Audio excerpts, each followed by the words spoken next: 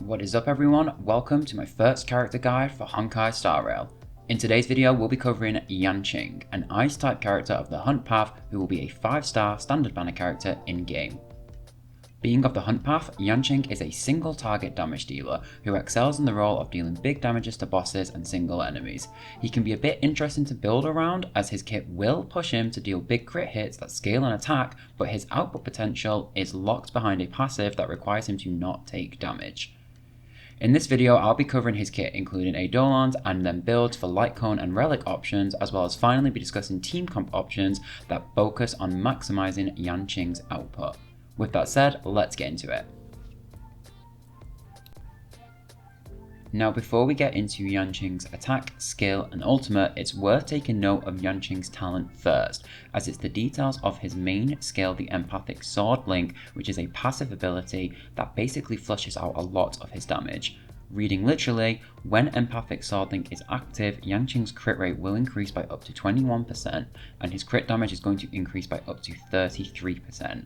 After he attacks an enemy, there's a 62% fixed chance to perform a follow-up attack, dealing ice damage equal to 55% of Yanqing's attack to the enemy. There's a chance to freeze this at 65%, and one thing I will note that is very important as we go through the rest of Yanqing's kit is that if Yanqing receives damage, the empathic sword link effect will disappear.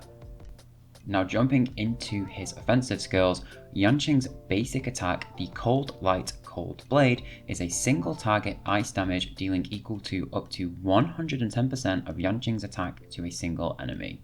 His skill, the Drake Stoning Edge, is again a single target damage dealing ability. It deals ice damage equal to up to 242% of Yanqing's attack to a single enemy, and it will activate the empathic sword link for 1 turn. His ultimate, the Swallow's Pluvious Pursuit, will increase Yanqing's crit rate by 60%. If Yanqing is in the empathic sword link, so the ability that you activated from using his skill, it will increase Yanqing's crit damage by an extra 54% for 1 turn, before dealing ice damage equal to 378% at max level of Yanqing's attack to a single enemy. Looking at his kit, you can see that to use his offensive skills, you're going to want to prioritize getting Yanqing into the empathic sword link for those boosts to crit rate and crit damage, and then releasing his ultimate.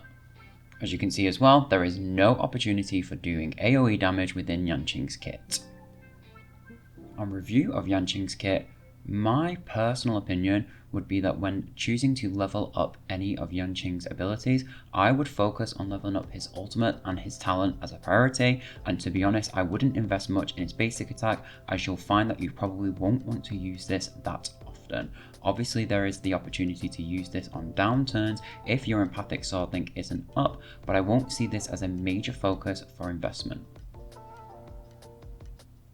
Okay, so with Yanqing's offensive kit understood and how his abilities work, his next focus point will be his traces and his Eidolons. Now, he has 3 major traces. The first one unlocks at A2 and it will deal additional ice damage equal to 30% of Yanqing's attack to targets with ice weakness. It's somewhat situational as you'll need to go against enemies weak against ice, and it's not clear to me yet if this ability will crit. His A4, the Head Held High, will give him effect resistance increase by 20% when he is in his empathic sword link, so handy to have against a party-wide debuff damage dealer. His A6, the Stepped Steel, will increase his speed by 10% for 2 turns when he hits a crit. When we go through the builds, you'll see that he's going to pretty much always want to crit, so this should be on permanent uptime as long as he's dealing damage. His minor traces mostly focus on attack stats, with a few ice damage bonuses thrown in and some HP bonuses for good measure. Now his Eidolons, they are worth noting because they will form part of his kit, and as a standard banner character you do have a chance to run into him by accident.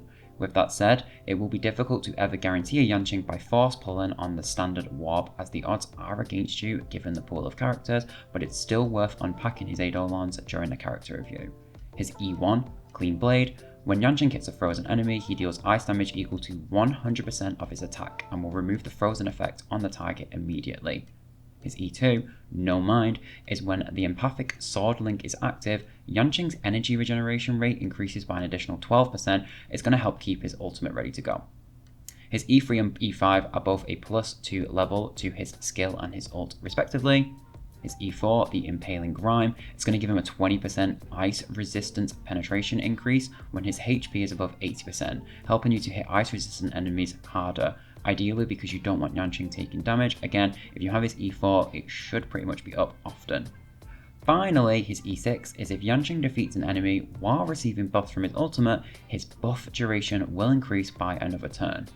Overall, if you read the Eidolons, each other one complement his kit well.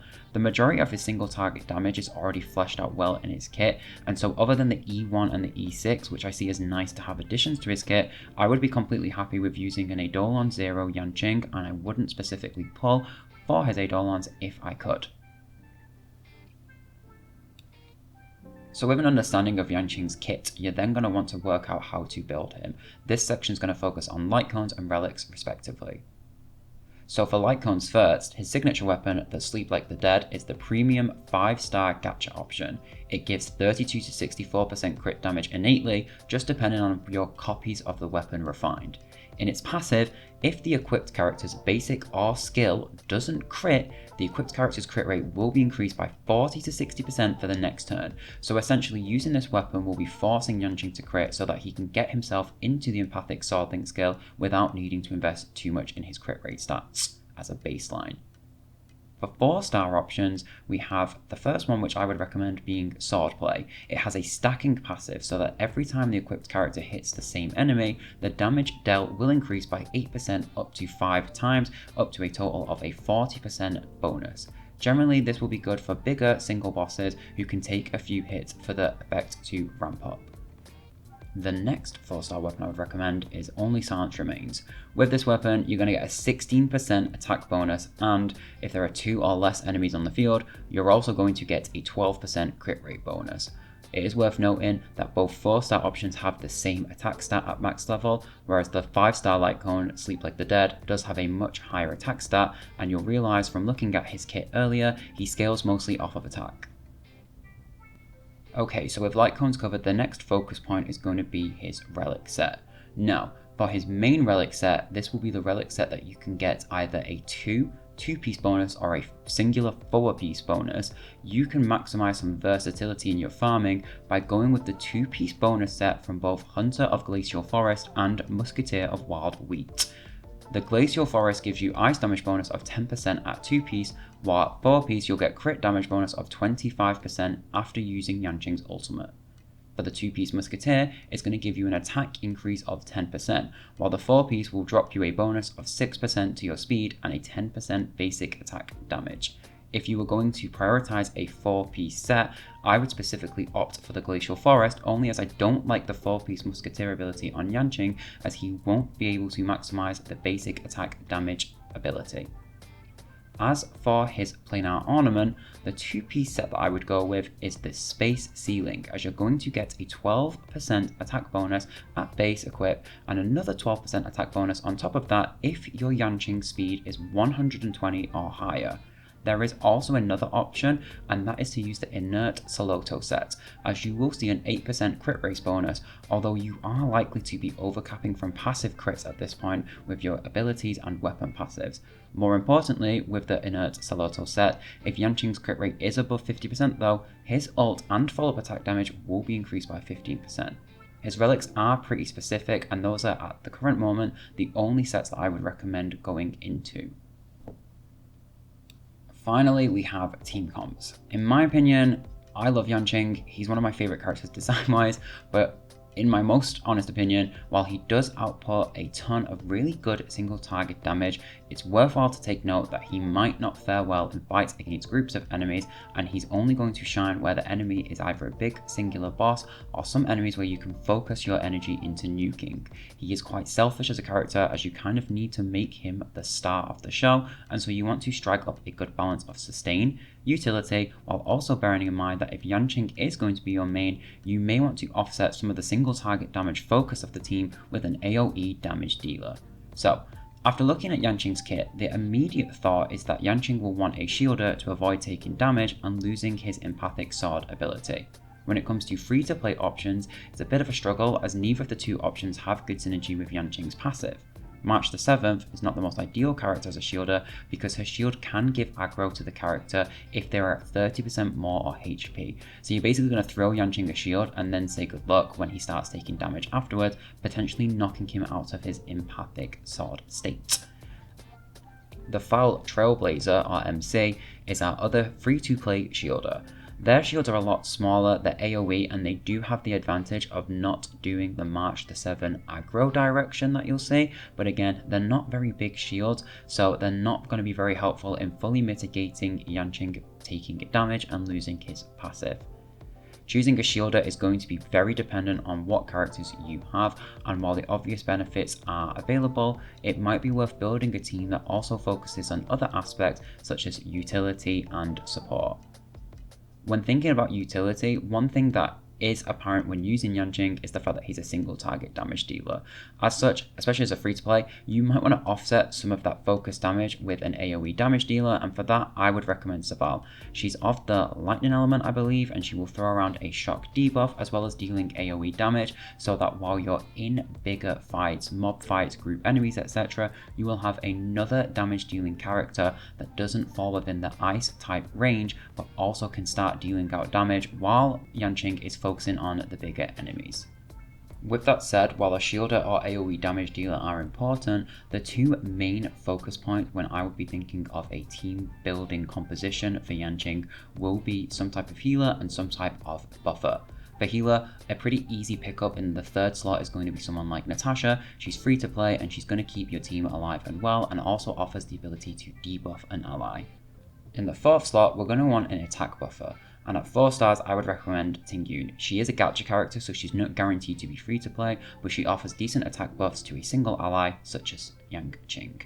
Now, we do have some pretty flex options if you have other 5-star characters, specifically Yepard, who could overtake the shielder slot role because his shields are a bit more better than the two already mentioned, and if you do have really good money or luck, you could also slot in Bronya as one of your support characters to flat out boost Yanqing's damage through her offensive buffs as well as the ability to speed up Yanqing's actions.